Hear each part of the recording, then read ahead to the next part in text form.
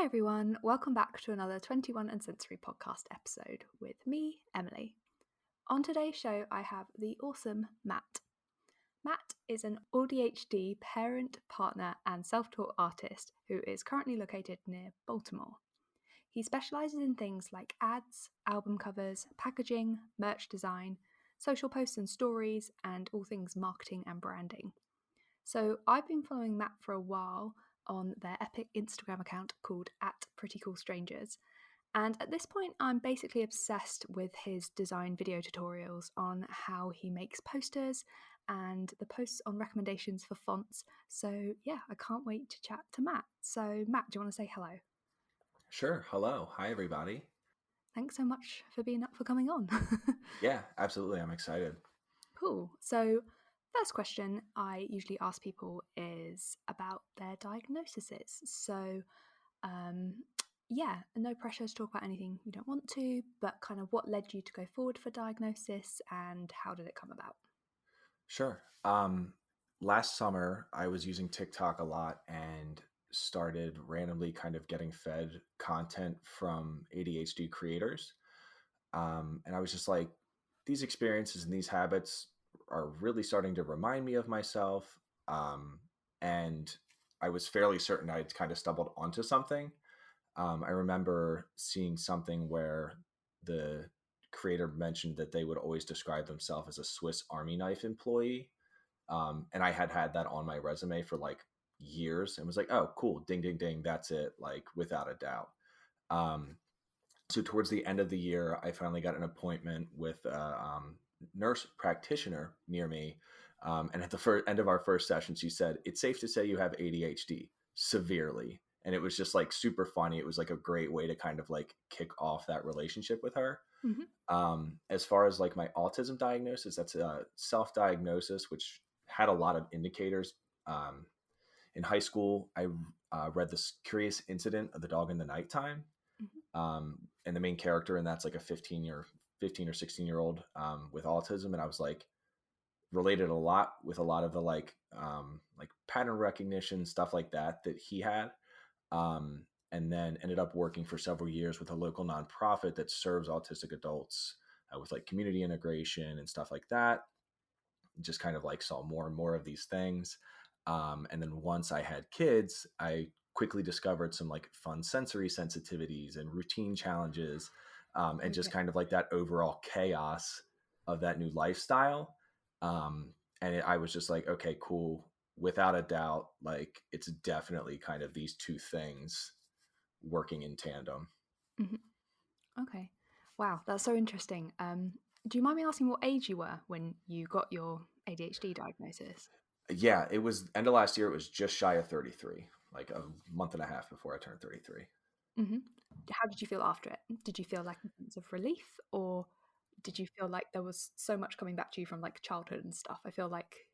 It was kind of a combination of both. So I was pretty confident in the self-diagnose. Like I was like, yeah, I have ADHD. That's cool, but I didn't really understand it, Mhm. and I really wasn't sure. It was almost like an imposter syndrome for that. Like, am I making excuses? Am I actually, or is it just something else? So getting the diagnosis from a professional was kind of more just like a personal validation Mhm. and allowed me, I guess, like an avenue to get more information, get strategies with somebody who understood it a bit more. Mhm. And my therapist actually has ADHD, which is really cool, and is a parent. So she has a lot more insight into things that are more specific, I think, to those neurodivergencies, which have really helped. Mhm.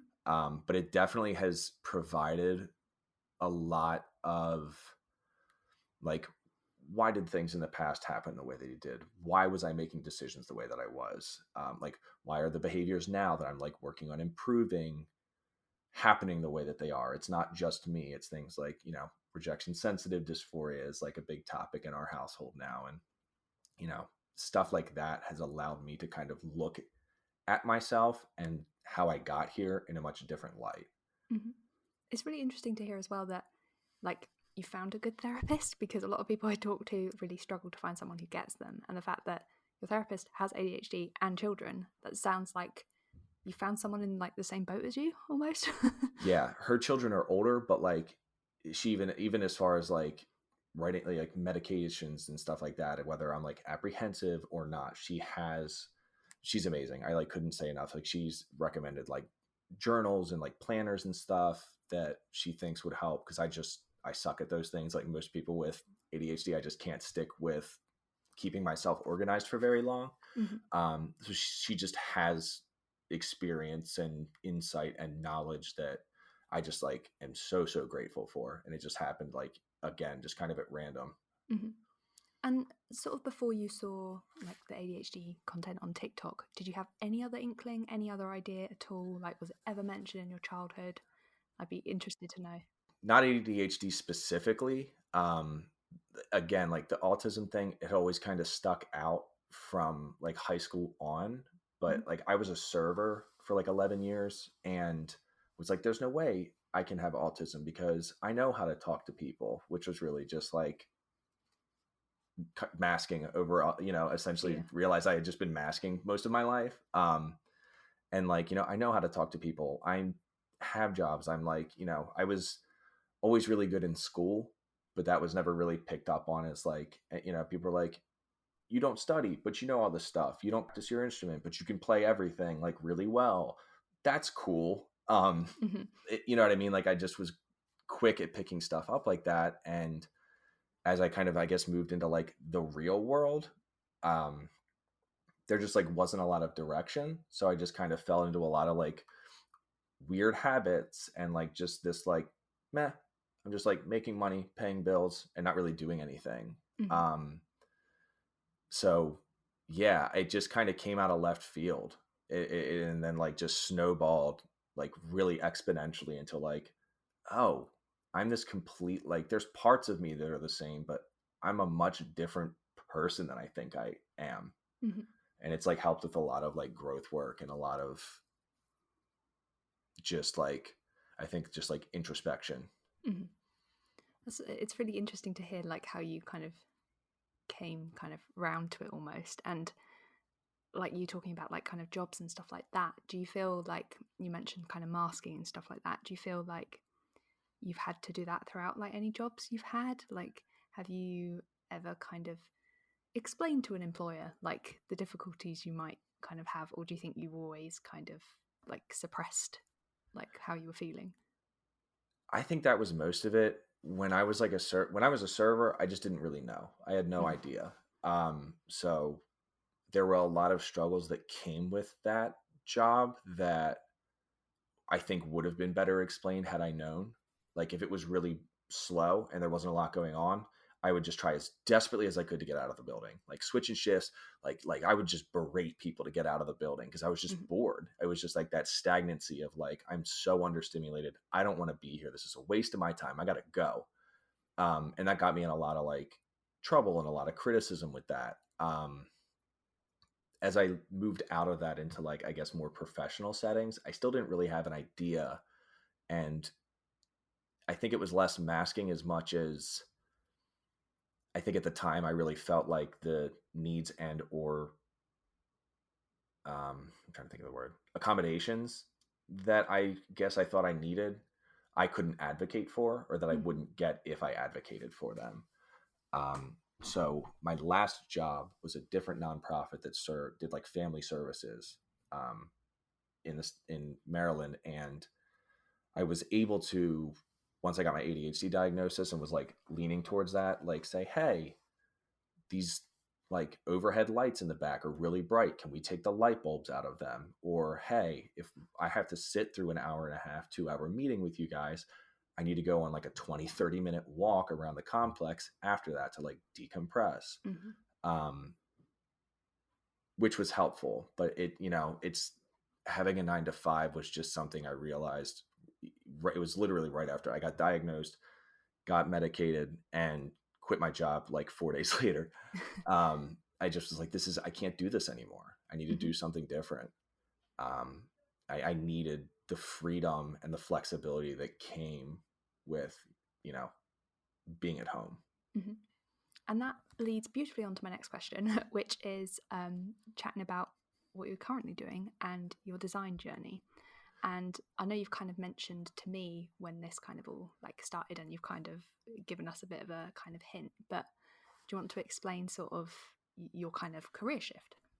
Yeah. So I started just like many other millennials, I kind of made my way again onto TikTok, which I don't use anymore. I literally don't have an account anymore. It's so funny how I got so much information from it and it was like, I'm out. Hmm. Um, but like right towards the end of 2020, I just quit a previous job, and just like the weight of that year and COVID and raising a newborn, um, I was just in like in a really, really bad place. And I started getting tutorials, just like Photoshop and design in general. And around the beginning of 2021, I was just playing around in like Canva of all things and just like putting stuff together and piecing things together. And my wife was like, "Hey, you should start putting your work online. Try to make some friends." You know what I mean? Like, Hmm. do something with this creative outlet to kind of like connect. Um, so I did that, and it started off fine. I met I met some people, really liked what I was doing, and I was designing almost every day. Like we would literally, I'd go to work or be at home, get our daughter to sleep, and then just like design until I was tired. Um, Okay. so then a couple months later, I started working in Photoshop and just started like using the tutorials to teach myself. I ended up like teaching myself a lot.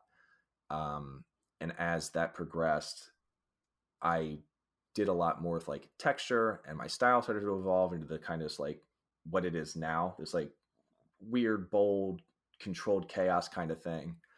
Um, and it started to grow, and I was like, okay, this is interesting. And then kind of within the first 6 months, we had a couple of pretty cool, like well-paying ish jobs. And I was like, dang, like this might be something more than just like making cool stuff and putting it on the internet. Like I might be able to like make cool stuff and get paid for it and not have to work for somebody else. Um, and it just kind of took off. I mean, it was so super unexpected. You know, I was a novice. Like I had no idea what I was doing. And then by the end of last year, like I said, I quit my job 4 days after I got diagnosed. It was like, cool. I just jumped into the deep end of freelancing. I'm a professional freelancer now. And it was like 9 months. Hmm. Um, so it's been fun and challenging and a lot of things. Hmm. And it's just, turning a hobby into a job has been weird, finding ways to make it feel like more of a hobby and find ways to make parts of it a job has been Hmm. interesting. And it's still a process that we're going through. Um, but my wife and I just like really educated ourselves from the start and talked to people I had met online about writing contracts that kept you protected, how you should charge for this sort of stuff. Hmm. Um, so since we started taking on professional work, I feel like we've at least put on the facade at the beginning that we knew what we were Yeah. doing, and now we do know what we're doing. And it. I don't know when that happened. I don't know like when we like kind of clicked, Hmm. um, but it didn't take very long, and it was really interesting how everything has just progressed in such an unconventional way. Hmm. That's so exciting. I mean, the fact that 4 days after you were like, right, I'm not, I'm not doing this 9 to 5 like anymore, and you've actually found something that really works for you. And like it's really interesting to hear you saying about like, because I was going to ask you about like how do you juggle the more kind of like admin side of things and like invoicing and contracts and like keeping yourself like and your work protected. But it sounds like you figured it out, and I feel like with like freelance work there's this kind of almost like you kind of have to fake it till you make it in terms of like working out your rates and stuff like that. Like no one really teaches you, you kind of have to find your own way. But it sounds like you and your wife have like worked it out and been like surrounded by the right people that can kind of help you with that sort of thing, so that's really Yeah, good. we were fortunate. There was a couple people that I talked to about just like pricing and kind of, like I'm not going to charge a local business the same as I'm going to charge like Nike if they Hmm. came calling. Like it's scaling that, putting value to your work. And I will say, like, I'm terrible at the admin side of things. Like, I'm horrific at them. Mhm. And basically, my wife had just, her name's Fee, if I use that at all. She came in and just like, she is my manager now. She Mhm. does all of my clients. She's like, I'm good at this stuff. You're not good at this stuff. Let me handle it for you. I will, I'll go to battle for you. I'll make sure you're not getting taken advantage of. She takes the information that the clients can give us, which is sometimes really messy and confusing, and translate it into like Google Sheets that I can just, or Google Docs that I can just work out of and cross things off of a list. Mhm. So she's really like kind of the engine that keeps like, she just keeps everything running smoothly so that I can focus on creating, educating, and like doing the parts of this that I love, so that it is something that we can like wake up and be excited about. Mhm. So That's I great. just want to give so much credit to her. I wouldn't be doing this if I didn't have her step in the way that she did. Mhm. And I'd be interested to know as well, like, how do you find, like, in terms of your diagnosis, like, how does that kind of, like, what strengths and maybe weaknesses does it give you in terms of, like, design work? Like, I'd be interested to know, because I feel like a lot of people I speak to have, like, quite intense, like, hyper focus and stuff like that, and can kind of lose track of time. So, like, things like that sort of thing. Yeah, that's definitely part of it. I would say that after getting my diagnosis, and especially now, like having the time to have continued working and just look back at what I have done, what I had done before that, I really think that like my neurodivergency has fueled basically this entire thing. Um, I'd say that the design in general has become somewhat of that hyper focus and like special interest in a way, where it's what I want to do all the time. It's like really like what I want to do almost all the time. And I think it helped me get the recognition and the growth and all the stuff that I got, because I started making things that like my neurodivergent brain wanted to see, and that's like, different than the norm.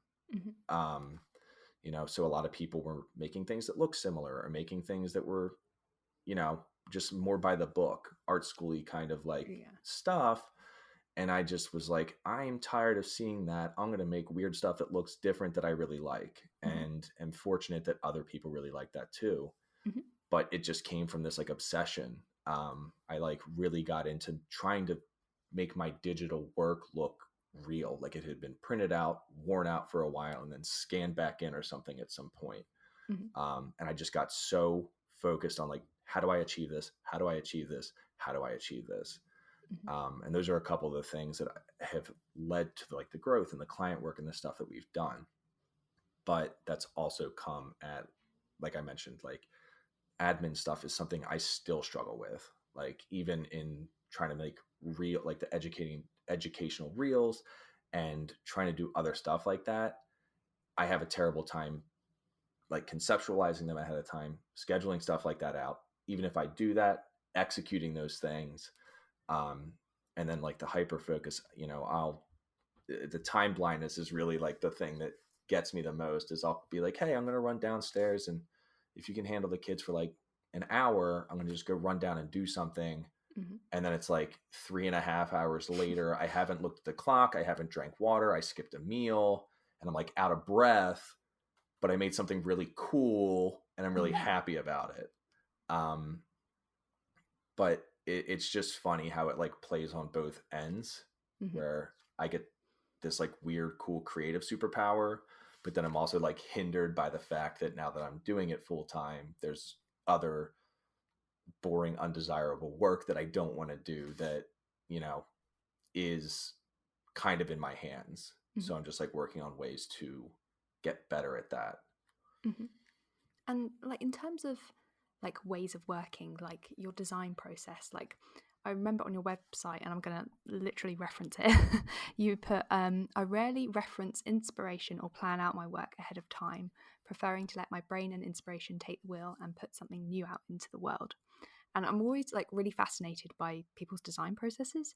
So I'd be keen to like chat a bit more about what yours kind of looks like, and also like defining your own style. Like you said, like I feel like you really have a style in which when I scroll on Instagram, I know it's from you. So I'd be interested to know, like, how did you find that as a journey as well? So, yeah. So I would describe kind of like the way I get into anything that I make is kind of chaotic. Hmm. I usually, compared to most other designers that I've talked to or seen, a lot of people I think will like go to Pinterest or look on Instagram or try and find something that like speaks to them, a Hmm. vintage ad or something a little more funky, and kind of use that as a starting point. Typically I get inspired by like an album or a lyric or a photo I see or some, mental healthy self, quote or something. um, and I'll just open Photoshop and just start playing around. I'll kind of like type out what I'm working with, like artist's name or the quote or parts of the lyrics, and kind of figure out what are the words here I want to focus on, what is,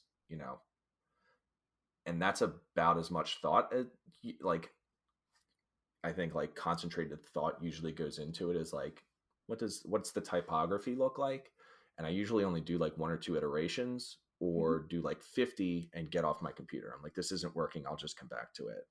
Um, and from there, I just kind of go off feel. Hmm. I'll move things around in a funky way. So it's like asymmetrical but balanced. Um, find a cool picture that I feel like goes with it, or like, I've been doing like vintage car stuff lately, even though I don't know anything about cars. I just like the way they look. Hmm. And oh, here's a really cool picture of this really funky, weird car that I found. How can I make this look even weirder and put it in a funky spot on like the page?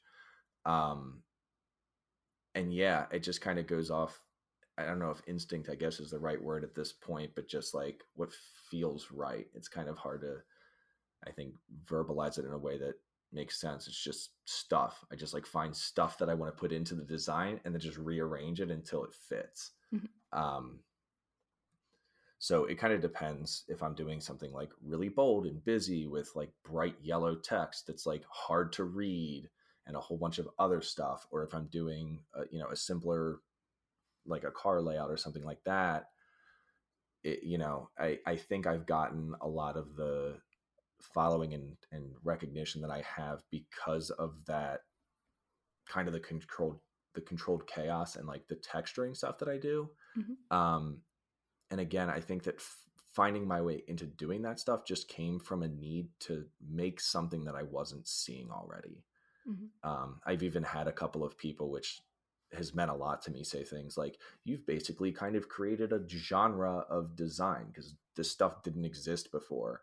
And Hmm. that's where I say things like, I think autism and ADHD really helped with that, because I was bored with seeing everything else that was out there and just started doing something different by accident. Hmm. Um, yeah, it's just really weird how it all came together. And the texture stuff had a lot to do with it. People were like, how are you doing this? You know, how outside of the work itself, it Hmm. was like that extra level that took it from being just something on a screen to this, like the nostalgia, I think, is a word that gets thrown around a lot about my work, is Hmm. whether it's busy or simple or whatever. There's just like a sense of, I've seen this before, I've held this before, this has been somewhere before it was here, but it's all just done on a computer. Hmm. It's um, almost like that kind of lived in kind of look almost. It looks like you said, you've taken it from somewhere, like scanned it back in, like properly, like, I don't know, just I don't know, just kind of, you have like made your own genre, and that's like the best way of putting it. I think I'm going to put all your links in the show notes so that people can like reference what we're talking about. But I yeah, think, yeah, like I said, like your style's really recognizable, and I think that's really hard to do as a designer. Like, yeah, have something stand out so much that people know it's you. yeah. It's crazy. Like, it's just you know what I mean? Like, this whole thing has just been an accident. Like, it's just been like this amazing weird accident. And it's funny to see now, a little over a year and a half in, with everything I've learned about myself and learned about like being a graphic designer and all that stuff, to just like look back at it and understand a little bit more how it got here. But it's still pretty like, it still feels weird to say stuff like that. Hmm. And I think it's pretty amazing as well that you know, you clearly have an eye for this. Like, you don't have a design background that I'm aware of. Please correct me if I'm wrong. But I was working in nonprofit communication. So like I ended up again making like MailChimp newsletters Mhm. and Canva social media posts, usually off of the templates that they had provided. And every once in a while, I would open an Adobe program. Okay. I took graphic design 101 11 years ago at a community college. And that Amazing. was like, it was, you could barely call what I made at the time graphic design. So, and it was nothing close to anything that I'm doing now. So, really, the work that I'm doing now isn't built off of anything that I had experience with. Which is insane. Like, the It fact that is. you've totally self-taught yourself, and I don't know, and the fact that you're willing to share how you do it, because I feel like you come across so many designers online, you're like, how the hell did they do that? And the fact that you're like really keen to be like, look, this is how I add this texture, or like light leaks, or like just, I don't know, even things like adding like halftones and things like that. Like, I feel like they're really fiddly unless you know how to do them, and your videos make them so simple. Because I just feel like when you're teaching yourself, a lot of stuff is hidden in menus, and unless Mm. you come across a video, you're like, oh, I've been doing this thing a really slow way, and Matt's doing it really quickly. I still feel like that. Like, I literally am trying to get better at professional development, and one of those professional development things is finding like beginner tutorials about Photoshop and finding tools and things that I don't know about. And like, I got really good at doing what I do the way that I do it, Mhm. but I don't really know that much else about Photoshop outside of what I've experimented with and gotten really good with. So I literally want to go back and watch beginner Photoshop, like intro level stuff, and see what I've missed out on. Mhm. And it's not about speed. It's, it's nice to have it's nice to have a more efficient workflow. It's nice Yeah. to do things more efficiently. I'm not worried about cranking work out at light speed. I do, especially being limited with kids and client work and all the other stuff that I'm doing, want to make sure that I am doing the work I'm doing as efficiently as possible. Even if something takes me 4 hours, I want to make sure that I'm doing it right Mhm. in those 4 hours. Um, and just as far as sharing what I know, again, I was kind of afforded this opportunity by accident by literally seeing creators sharing their little tidbits of information. Um, and it just has become really important to me to help other people either discover that they can do this, or if they're interested in it, finding ways to do it in the way that they want to. And whether that's as a professional or just in their free time, Mhm. being able to help one other person and or more, that's just like where I find so much more gratification and like fuel to kind of get up and make something today, whether it's Mhm. educational or personal.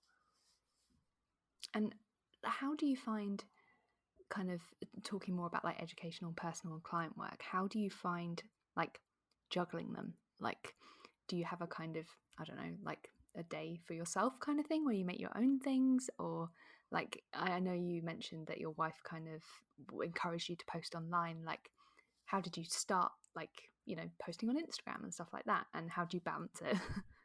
It's definitely gotten harder. I mean, our first daughter was just shy of a year when I started, so it was a little bit easier to say, "Hey, I'm going to step out and work on this for a little bit." Um, but again, a lot of that was happening after hours. Now, with another newborn and a toddler, things have become a lot more interesting, Mhm. and we're working and getting better at me having like set time to focus on whatever I feel like focusing on.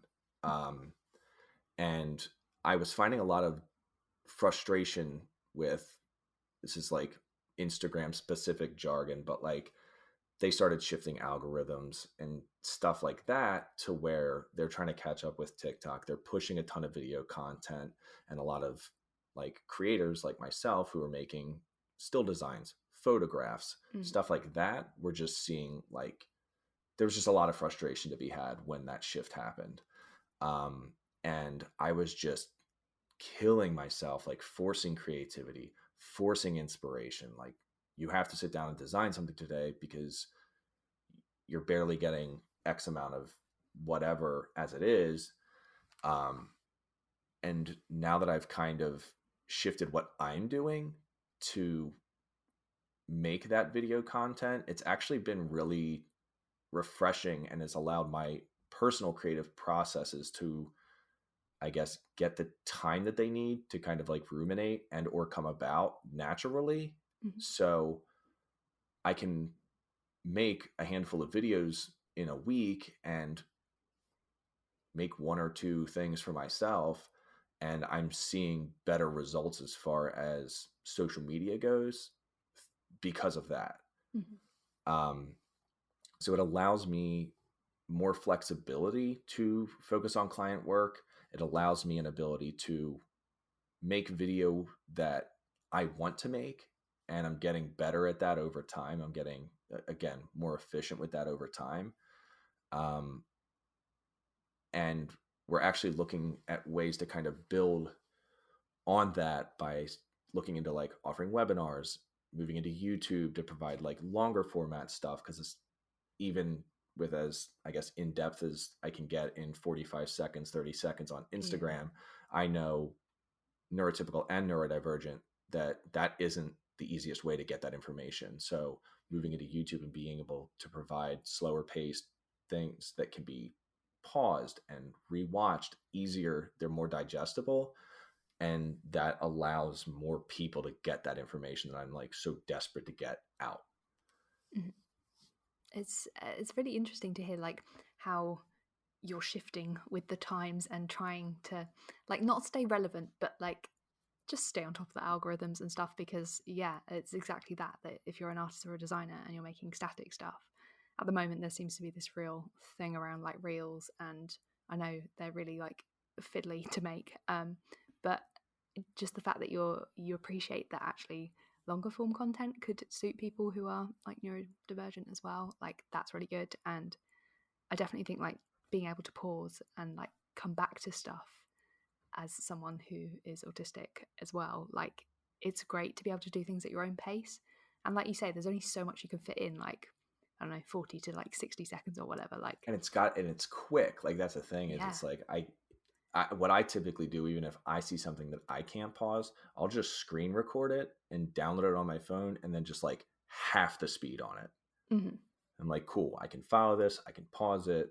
It doesn't happen a ton, but that's what I've done. But I'm like, that's a pain for most people. I don't want Yeah. people to have to do that. So it's, again, with taking, I just upgraded my PC to allow me to do stuff like that when I get there in a Okay. way that's going to be better quality and like provide what I'm looking to provide instead of Mm-hmm. just trying to do it as easily as possible. Mm-hmm. I guess that would be good for like tutorials as well, where you can like screen record what you're up Yeah, to and stuff. exactly. Like I can run Photoshop and screen record at the same time, which is Yeah. on my 2016 laptop I was using, not possible. Mm-hmm. And So how like at the moment do you like filming stuff on your phone and stuff? Like obviously you're filming your screen. Do you just film like your whole making the like poster say and then cut it down, or are you constantly like starting and stopping to like show your process, if that makes sense? I, when I'm doing like poster builds and stuff like that, it is, I could not start and stop. If I had to start and stop while I was I'd get nowhere. Mm-hmm. So typically what I'll do is I'll make something and I'll be like, oh, this would be kind of cool to show off, and I'll like save a second file and then break that into how I'm Okay. going to show this off. So some of them are like simpler. It's just kind of like steps to like Mm-hmm. a sound, and it's just like boom, boom, boom, boom, boom, boom, boom. So I can kind of group stuff and show it, show more, and that's easy. Mm-hmm. Some of the more like quick and like upbeat stuff that I do, I kind of just storyboard in my head as I'm going. I'll be like, okay, I have this amount of time, and I'll just like film a whole bunch of clips of me just typing stuff in and for a second time, or Yeah. dragging stuff in to where it already was, um, and then just piecing that together after the fact. So it kind Okay. of changes from time to time, but yeah, I mean, it's just, and I still even think moving forward, especially for reels, I just have like a little tripod that I set up on my desk in really janky ways and just film my screen. Mm-hmm. I feel like it feels less professional, which I think is better.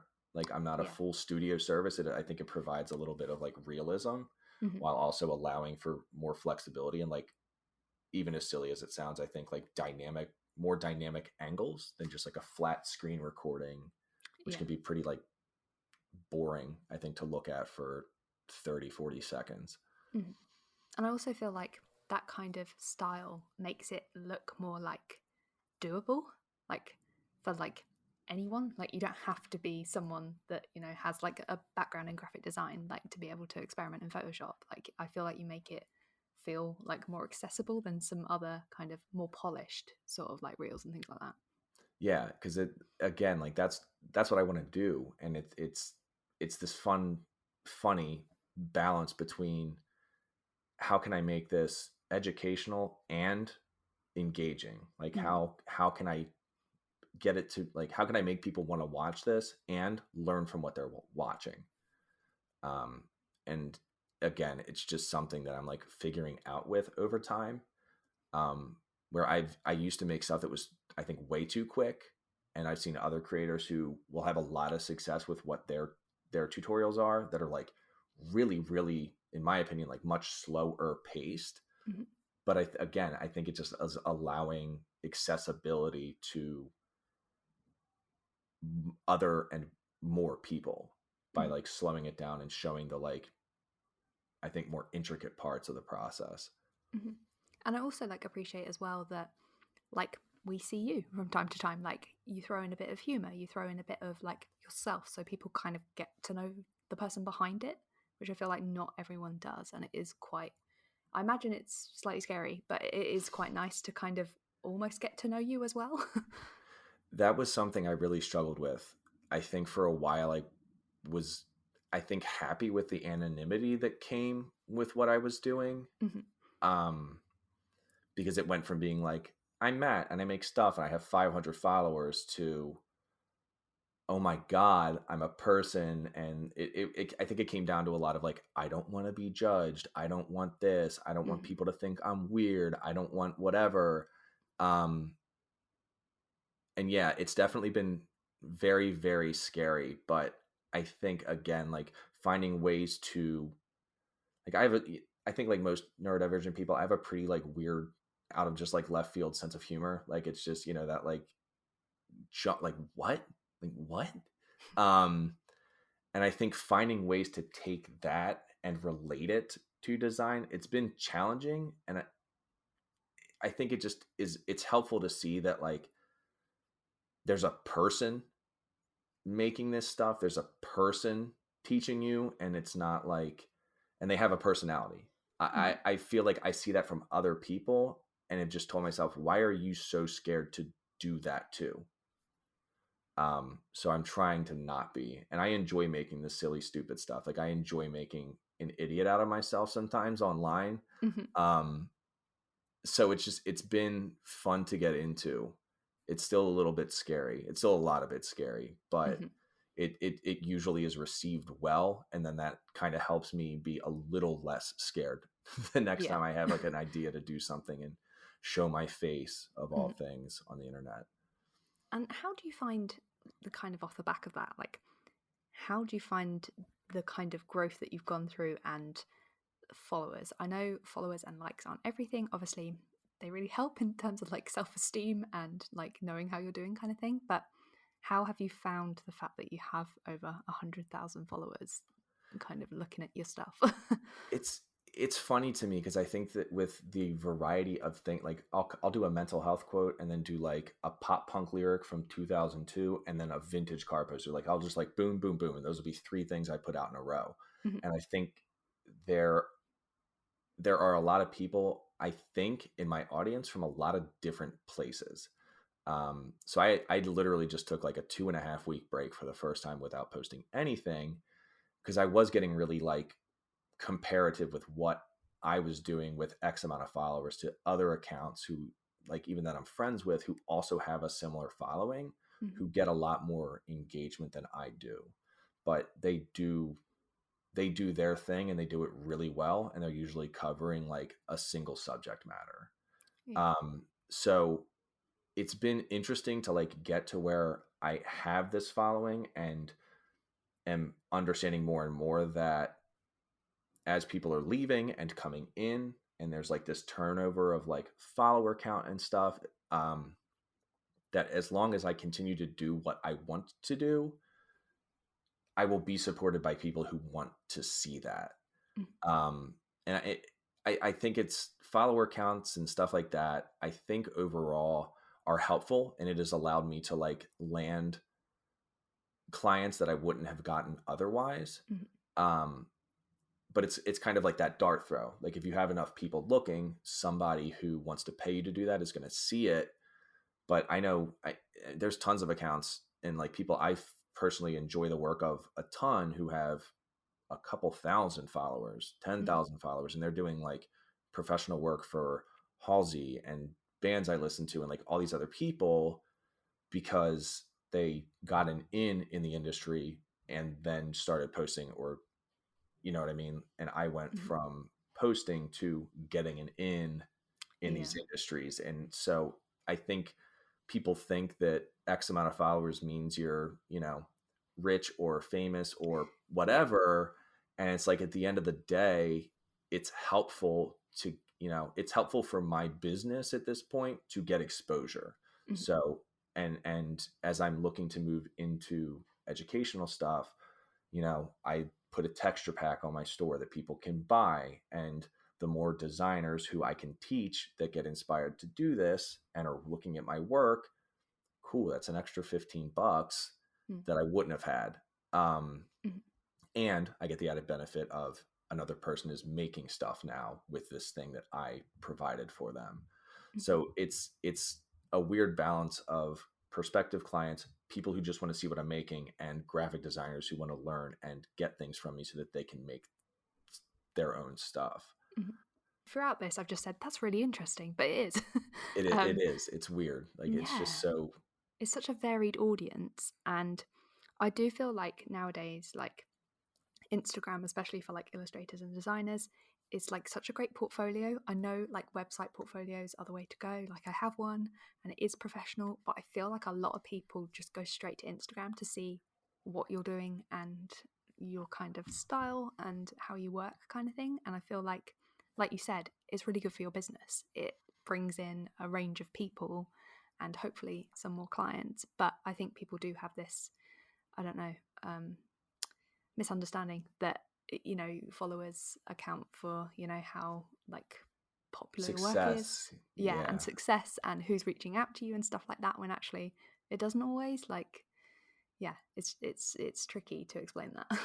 Yeah, and it's something that I, you know, when I started this, looking at around at these other accounts who had these big followings, I felt the same. I'm like, these people must be so successful and they must have all this stuff. And Mhm. I think there are a lot of people that when they do that single thing and they do it really, really well, probably have more success with like selling prints and, you know, getting specific types of clients and getting specific types of jobs.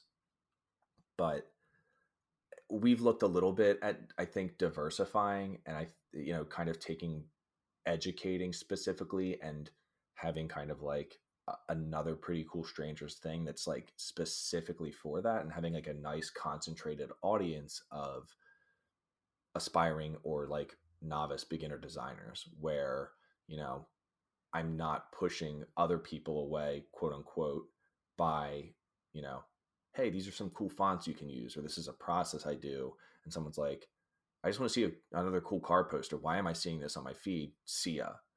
Mm. And again, like that stuff at this point doesn't bother me. Like, I'm like, okay, if you don't want to be here, don't be here. That's fine. I want, you know, I'll lose 20,000 followers if it means that I've in that time, like gotten a whole bunch of people who do want to see what I'm doing. Yeah. Um, and I think at this point, it's a lot more like teaching and trying to do like community building Mhm. is for like, you know, that kind of that lingo of like community building. And I think that goes along with showing my face, showing my personality, and being like a human being behind tutorials, behind cool designs, like behind stuff. Oh, that's Matt. Like Matt makes this stuff. Matt Mhm. is doing pretty cool strangers. Um, but yeah, we're looking at kind of having a place where I think that educational stuff would be even more, I guess, like useful, more well received, and have an opportunity to get to, I think, individuals who I don't have access to now. Mhm. And I Um, feel like there's a really big kind of market for that sort of thing in the kind of whole like Skillshare and Udemy and YouTube tutorials. Like, I feel like that's how people are shifting careers a bit, like you've done yourself. You've, you know, were seeking out tutorials and things like that to teach yourself to then, okay, I know it was a happy accident, but maybe some people are just learning online rather than spending ridiculous amounts at university. yeah, I mean, I think that a lot of art school stuff and a lot of those design schools are teaching you how to get into an agency, work for somebody else, and make marketing. Like, this Mhm, is how you do these things. This is how you print stuff. This is how you put like products that labels together. This is how you make things so that they are, I guess, more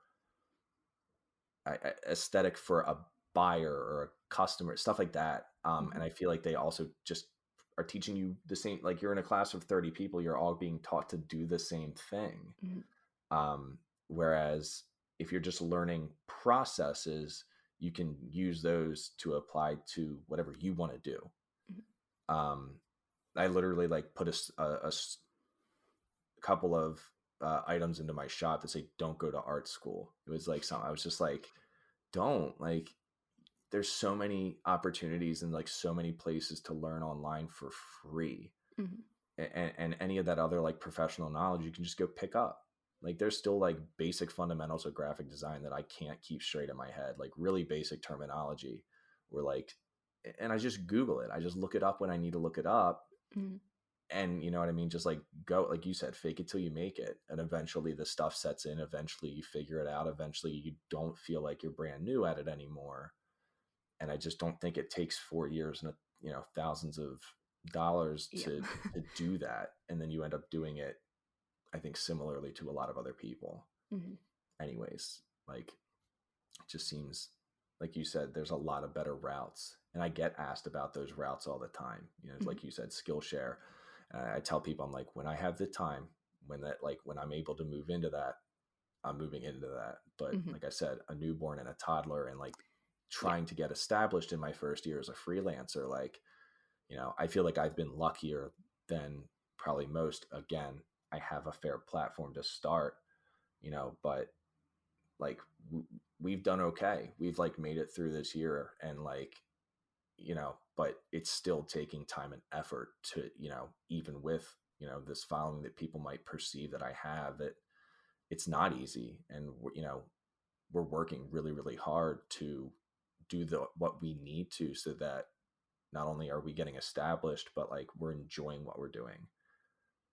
Mhm. And I also want to point out that you keep saying we because, like, it's really clear that it isn't just you; it is a team effort, and how grateful you are for your wife and what she does. And I think that's really nice to hear. You know, you're not shy about saying like this is a team effort. Like, we're doing this together and we're working things out together. And I think that's really nice to hear that you're acknowledging that. Yeah, I like, again, I wouldn't be where I am, and I wouldn't be able to like, I wouldn't be able to teach. I wouldn't be on this podcast. Like, I wouldn't be doing the things and finding the success that I'm finding without her. Mhm. And she's even pitched in on like the creative end. She designed an album cover that we needed designed. We were working with like I don't know if they're a nonprofit, but they help like indie artists and small artists like get established and do releases. So we were doing like some pretty like affordable album covers, and she was like, "I'd like to try one." I was like, "Cool, go for it." Cool. We just did a cover photo for a podcast. It was like an illustration. They wanted like something illustrated, this vintagey like music style with like a character. I don't know how to do that. Mhm. And she handled like the project basically start to finish, and like by herself, and did the creative work. She's um like when we get some of these webinars, she's like very tough lovey, very like, and she wants to advocate for these people who are, not protecting themselves contractually, or charging like 15-20 bucks an hour to do creative work, or doing it for free. Mhm. So like these webinars that we're talking about for like educating people and writing contracts and all that, she's like, I'm teaching those. I want to do those. Um, and we're just I am, and she is looking for more ways to make this even more of like a cohesive thing, like working on projects together, working on teaching together, working on building this out together. Mhm. And like I said, again, she helps digest information that people who don't know anything about design give us into a way that I can then like go above and beyond to like give them what they're looking for. Mhm. That's amazing. I need someone like that. It, Like, it sounds great to be able to like, because like working with clients as much as I love them, you never get a very clear brief, and to have someone actually break it down for you and make it make sense, like that's huge. yeah, and she's not like we literally had something in the last couple months, like someone emailed us that like stereotypical, like we just want to make it pop. And I told her, I was like, you need to go back and you need to ask, like, and she's literally like, what do you mean by make it pop? Do you mean this? Do you mean this? Do you mean Mhm. this? And it like, whereas I would probably be like, okay, I'll try and figure it out. Mhm. Like She's she's not not afraid afraid. to, Yeah, yeah. she's not afraid to like go to battle for that and get, she's not afraid to get the information that not only we need, but like that I need specifically. Mhm. We ask for a lot of mood boards. I don't know if a lot of people do that, but like I need mood boards. I want to know because I work so much off feel, Mhm. and like I want to know like what do you feel about this project? Like if you could do it yourself, what would you use for inspiration?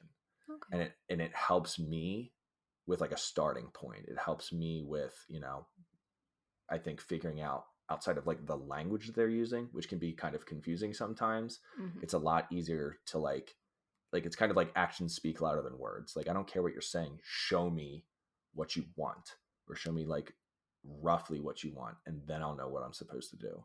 Mhm. And I guess that starts you off on the right foot as well, because I feel like so many times, like in the past, I've like gone down a route and they're like, that's not what we're looking for, and you're like, I wouldn't know which way to go if you gave me something to go on. Yeah. Yeah, I feel the same way. It's like, we do so much up front now because Mhm. we had a couple of projects that were like that, where it's like we did it, and we felt really good about it, Yeah. and they were like, this isn't at all what I asked for. And I'm like, I end up just sitting kind of like just confused and like Mhm. frustrated almost too. I get like, and I'm like, this is exactly what you asked for. And it's not like, but there's, that like miscommunication, and we're able now to kind of go back with kind of some like canned questions and canned responses to really get what we need to be successful. And Mhm. Fee even is able to like translate some of the things again, like we're really fortunate enough to do like an album packaging and album release with an artist with Sony and RCA earlier this year.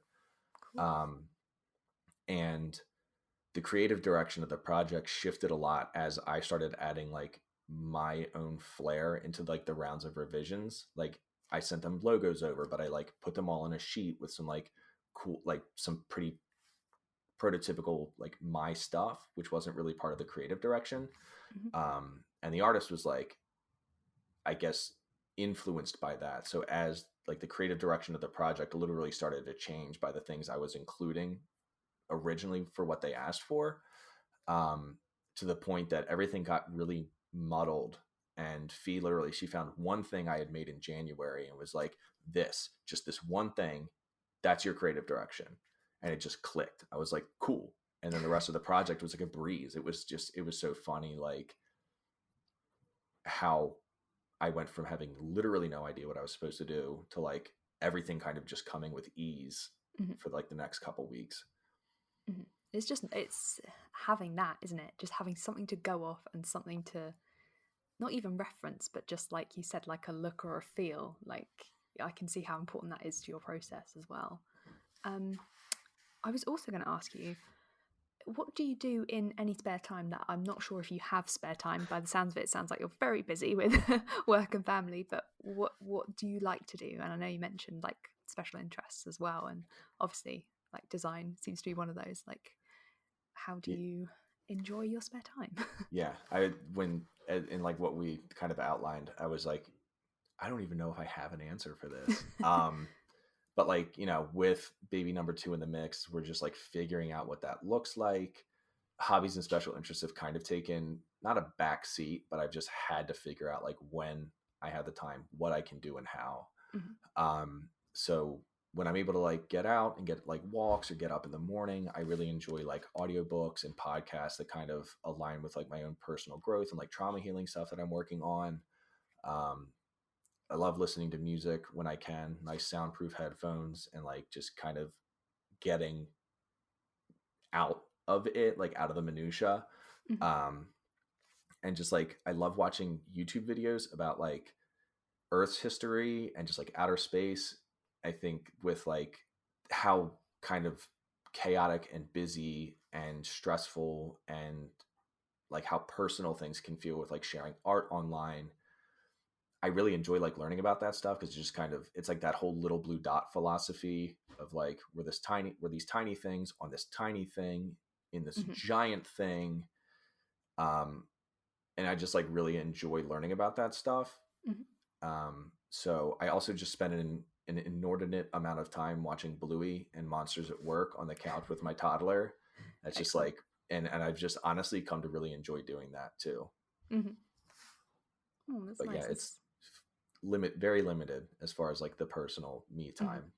But I can understand that. I think, like you say, like with, 2 young children, it's a lot to even manage being able to, like, work, let yeah, alone, yeah.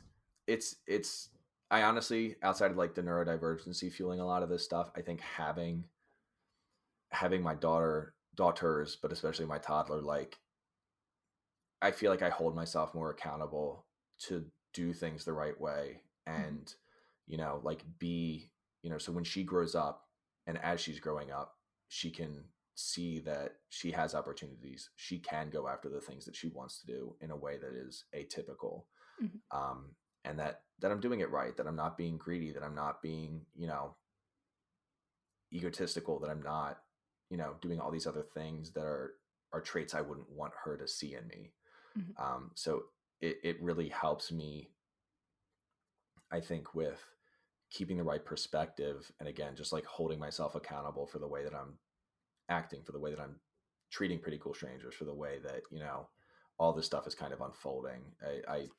It's squeezing things into the limited time that I have is a sacrifice that is worth making.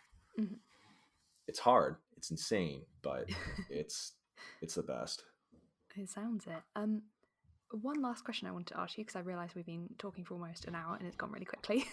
um, where did you come up with the name Pretty Cool Strangers? So I was playing, again, another interest I've lost was I was playing video games and I was playing with these guys online and were like, you guys are all right. And I was like, yeah, we're some pretty cool strangers. And it was like one of those things where you say something kind of random. You're like, that's a cool band name. Like that, it was kind of a Yeah. joke almost. I literally was like, that would be a cool name for something. Mhm. So when Fee was like, you should start posting online, I'm like, I don't want to use my name. I don't, what Mhm. am I supposed to do? And I was like, screw it. I'm just going to use Pretty Cool Strangers. And I think it's perfect. I love it so much. I Yeah. like yeah, I think it fits like everything. I've had people who were like, it fits your brand. It fits, and I'm like, I don't know what you're talking about, but like, yeah, that's just it. Literally just came by having a conversation with a couple of people online that I didn't know. Amazing. That I like that. I like that it's just like the most simple thing, like a conversation between people that Yeah, it it's came just up as with. random as the rest of this has been. Like it's just, you know what I mean? It just like fell into my lap out of nowhere. Hmm. Amazing. So we need to mention where people can follow you and your shop and your website. So yeah, go for it. Promote the hell out of yourself. Cool. So if you're interested in checking out my work or tutorials, currently the only place to find that is on Instagram at Pretty Cool Strangers. Um, there's a lot of like great stuff to check out there. I have like more of my professional portfolio and it's a brand new website that we launched a couple weeks ago, brand new shop, all sorts of like prints. And we have even like some Pretty Cool Strangers merch and don't go to art school, some stuff like that. That's really fun. That's at prettycoolstrangers.com. Mhm. And I would say if you're an aspiring creative or after listening to this, find yourself interested, feel free to just give me a follow, send me a DM, and just kind of like check out the tutorials and stuff that I have there and just start creating. Amazing. Thank you so much again for giving up some of your time to chat to me. It's been really interesting. Yeah, I've had a blast. It's nice kind of like taking a look back at everything that's happened so far and to hopefully give other people a little bit of inspiration where they might feel kind of stagnant or like there Mhm. is no entryway that, you know, it can happen. It's weird and funky and scary sometimes, but just like go for it, just do it. So thank you for asking me to come on.